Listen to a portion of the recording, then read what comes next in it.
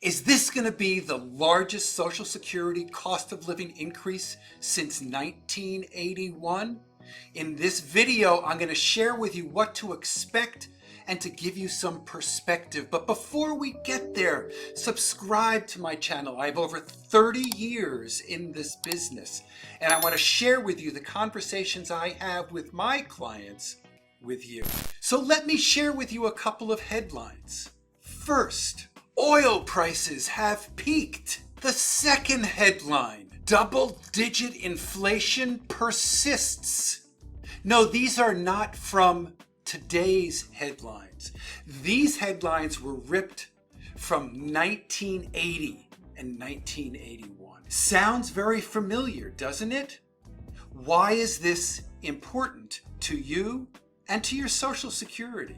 So let me give you a little bit of history here in terms of cost of living increases and where it comes from. So take a look at this chart, and what you'll see in terms of cost of living increases from Social Security since 1975, when Congress enacted new legislation in terms of how to increase the cost of living adjustments. They now use what is called the CPIW. And what you can see here, going back to 1983, is that the largest increase we have seen on a year-over-year basis was 5.9% going back to the year 1983. In 1982, that cost of living increase was 7.4%. And the 2 years prior to that, cost of living increases were in double-digit numbers. Since then, we've been seeing very minor returns, 1, 2, 3%, because inflation has been in check and oil prices have been in check until very recently. And what you can see here on the CPIW chart through June is the anticipation of what might happen the next quarter, July, August, and September, because the end of September's numbers are the ones that help the administration peg what the cost of living increase will be for the next year.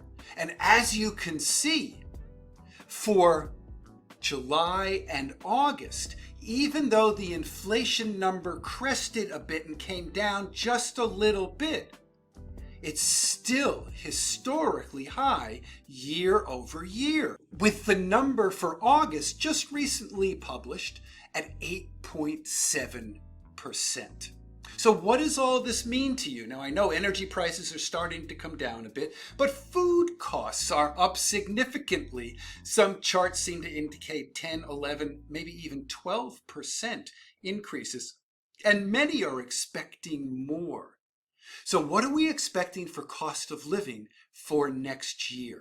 So if you assume that inflation has crested and maybe it'll come down a little bit, if inflation comes down and is recorded for the CPIW at 8% for September, that would indicate an average increase year over year, and what you could expect for next year, of about 8.6% cost of living increase for next year. However, if cost of living and the CPIW shows in September that it went up, let's say, 10%, then the cost of living increase for next year would be approximately 9.3%.